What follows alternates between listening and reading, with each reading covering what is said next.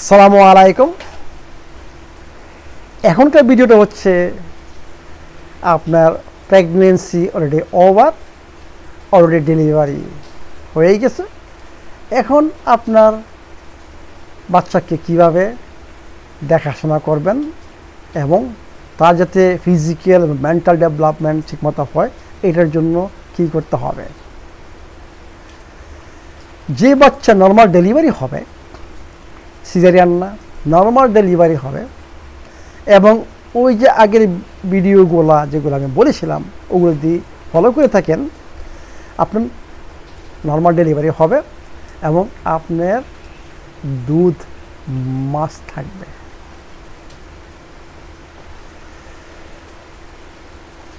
শিশু বাচ্চার খাবার হচ্ছে আপনার দুধ, মায়ের দুধ, এর বিকল্প নাই। আজ পর্যন্ত কোনো সায়েন্টিস্ট মায়ের দুধের বিকল্প বের করতে পারেনি। ফর্মুলা, বিভিন্ন ধরনের ফর্মুলা, এগুলা মায়ের দুধের বিকল্প না। মায়ের দুধ হচ্ছে, এটা হচ্ছে রুলস অফ নেচার, মানে বাচ্চার খাবার হচ্ছে মায়ের দুধ। যতটুকু বেশি, যত পারেন, অ্যাটলিস্ট 2 বছর যদি পারেন, বেস্ট। আপনার বাচ্চা অসুস্থ হবে না যদি 2 বছর আপনি কন্টিনিউ করতে পারেন। আমি জানি না 2 বছর অনেকে পারেন কি না, হয়তোবা যে হ্যাঁ আমি জানি কত কষ্ট, যে আপনার বারে বারে ঘুম থেকে উঠতে হবে, ঘুমাইতে পারবেন না, কারণ বাচ্চাকে 3 ঘন্টা পর পর ফিডিং দিতে হবে, বুক দিতে হবে, দুধ খাওয়াইতে হবে, এটা কষ্টকর মিল। তবুও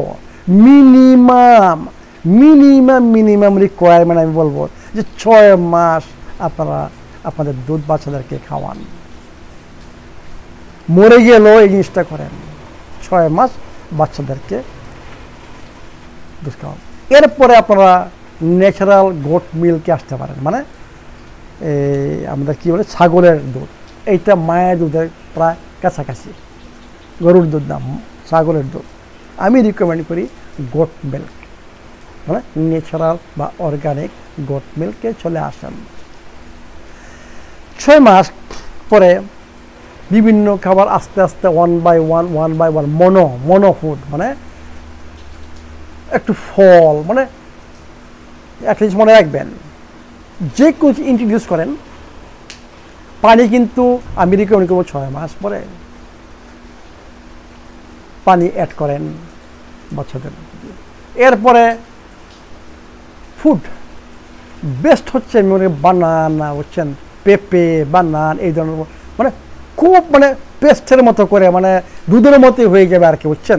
ওইভাবে ওই বাচ্চারা একটু অল্প রাখবেন, এবং অ্যাট দ্য সেম টাইম 3 মাস পরেই আপনার 1 ফোঁটা 2 ফোঁটা কোকোনাট অয়েল, আমার রিকমেন্ডেড যে কোকোনাট অয়েল, আমাদের শোরুমে যে কোকোনাট, সেটা 1 ফোঁটা 2 ফোঁটা 3 ফোঁটা এরকম আপনি কোকোনাট অয়েল অ্যাড করেন। কারণ মায়ের দুধের মধ্যে একই জিনিস MCT অয়েল রয়ে গেছে, মানে মিডিয়াম চেইন ট্রাইগ্লিসারিডস রয়ে গেছে। কোকোনাট অয়েলও মিডিয়াম চেইন, একমাত্র ন্যাচারাল মধ্যে অয়েল যে অয়েলে মিডিয়াম চেইন ট্রাইগ্লিসারিড রয়ে গেছে। এইটা হচ্ছে বাচ্চার জন্য ইমিউন সিস্টেম, মানে এই মিডিয়াম চেইন ট্রাইগ্লিসারিড বাচ্চাকে সমস্ত ইনফেকশন থেকে রক্ষা করবে, ওর ইমিউন সিস্টেম। কারণ বাচ্চার ইমিউন সিস্টেম এখনও তৈরি হয় না, 14 বছর পর্যন্ত ডেভেলপ হয়। এই জন্য যেই বাচ্চা কোকোনাট অয়েল ডেইলি পাবে, তার জন্য কোনো চিন্তা করতে হবে, তার ঠান্ডা সর্দি কাশি জ্বর টর কিছু, তার জন্য কোনো অ্যান্টিবায়োটিকের দরকার নাই, তার জন্য কোনো প্রোবায়োটিক্সের দরকার নাই, কোনো কিছু দরকার নাই। এরপরে যে বললাম 6 মাস পরে আপনারা অল্প আস্তে আস্তে বিভিন্ন ধরনের, বুঝছেন, যে মিষ্টি আলু থেকে আরম্ভ করে তারপর আপনার ওটস, মানে এগুলা খাওয়াই যাবে, কিন্তু মনে রাখেন পেস্ট করে, মানে এটা কী বলে পেস্ট করে, মানে খুব নরম, মানে ওর তো আমাদের মধ্যে দাঁত নাই যে কী করে খাবে, সে বুঝতে পারে না, মানে পেস্ট, সোজা কথা পেস্ট, মানে সে গিলবে শুধু, এটা মনে রাখতে হবে। যে মিষ্টি আলু সবচেয়ে ভালো, একটু ক্যারট, বুঝছেন, এটি ভালো, তারপরে আপনার কলা, পেঁপে, বুঝছেন, এই ধরনের খুব সফট জাতীয় ফল এগুলো দিবেন। তারপরে ব্ল্যাক রাইস, কিনোয়া, বাকুইট, ওট এইগুলা আস্তে আস্তে মানে মিক্স করে, যে ক্যারোটের সাথে মিক্স করে বা এর সাথে করে আপনার এগুলো আস্তে আস্তে আস্তে আস্তে ডেভেলপ করবেন। ওকে, বিভিন্ন ধরনের খাবার শিখাই ফেলেন। এইভাবে সে গ্রো হবে, এবং যখন আপনি দেখতেছেন সে বড় হয়ে গেছে, আপনি জানেন কি আর তাকে এখন সব খাবার খেতে পারবেন, নো প্রবলেম, কিন্তু অল্প অল্প। পুষ্টি মেরেছে পুষ্টি। আপনার ফ্রিজ ওই সময় বাচ্চা যখন একটু বড় হয়ে যাবে, ফ্রিজের প্রতি যত্ন নেন।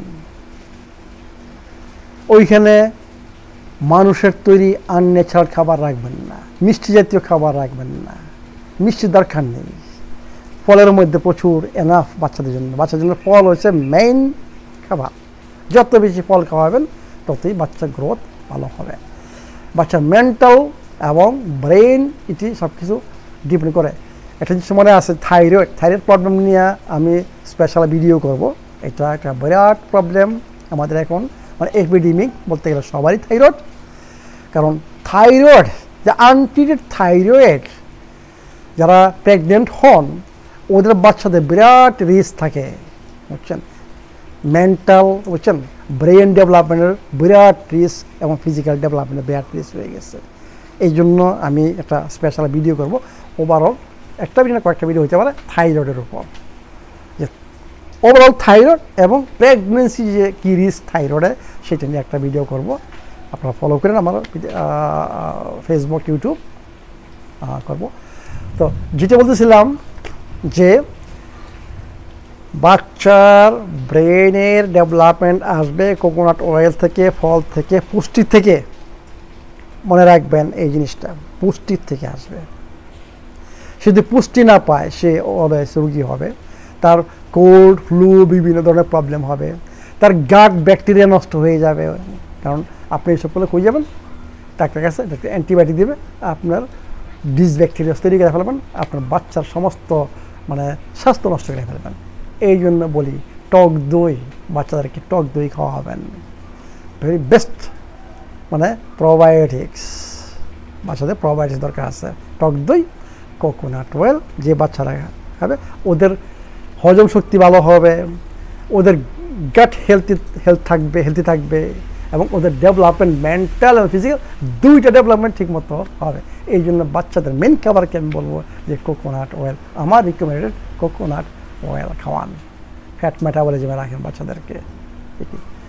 তো এই জন্য বলতেছি যে বাচ্চাদের মানে সবচেয়ে ইম্পর্টেন্ট হচ্ছে ন্যাচারাল খাবার। আস্তে আস্তে সে সব খেতে পারবে, বয়স বাড়ার সাথে সাথে সে সব খেতে পারবে, কিন্তু ট্রাই করেন ওই সময় থেকে শেখানো যে ন্যাচারাল খাবার। যদি ওই সময়টা মিস করেন পরে ডিফিকাল্ট হবে ওদেরকে ন্যাচারাল খাবারে ব্যাক করা, আপনি পারবেন না। কি জন্য? খাদ্য অভ্যাস ব্যাড ফুড হ্যাবিট হয়ে যাবে, ওইটা থেকে ফিরানো ডিফিকাল্ট। তাই এই জন্য বলি যে বাচ্চাদের ডেভেলপমেন্ট শুধু আপনাদের উপর ডিপেন্ড করে। আপনার ফ্রিজে কী থাকবে, আপনার কিচেনে আপনি কী পাক করবেন, আপনার কিচেনে কী থাকবে এর উপর ডিপেন্ড করবে আপনার বাচ্চার মেন্টাল এবং ফিজিক্যাল গ্রোথ। ঠিক আছে? তাই মনে করি যে প্রেগনেন্সি নিয়ে এবং ভবিষ্যৎ বাচ্চার স্বাস্থ্য নিয়ে অলরেডি ডিসকাস শেষ হয়ে গেল। এরপরে একটা ইম্পর্টেন্ট টপিক নিয়ে আমি আলাপ করবো, এটা আমি প্রস্তুতি নিচ্ছি। কারণ থাইরয়েড ফাংশন মানে থাইরয়েড প্রবলেম, এইটা একটা বিরাট প্রবলেম, এখন বিরাট প্রবলেম। এটা নিয়ে অনেক ডিসকাস করতে হবে। কারণ আমি চাই প্রেগনেন্ট হওয়ার আগে এই থাইরয়েড প্রবলেমটা আপনারা সলভ করতে হবে। কারণ আনট্রিটেড থাইরয়েড প্রবলেম নিয়ে প্রেগনেন্ট হওয়া ঠিক না, বাচ্চার জন্য একটা বিরাট রিস্ক হয়ে দাঁড়ায়। ভালো থাকেন, সুস্থ থাকেন।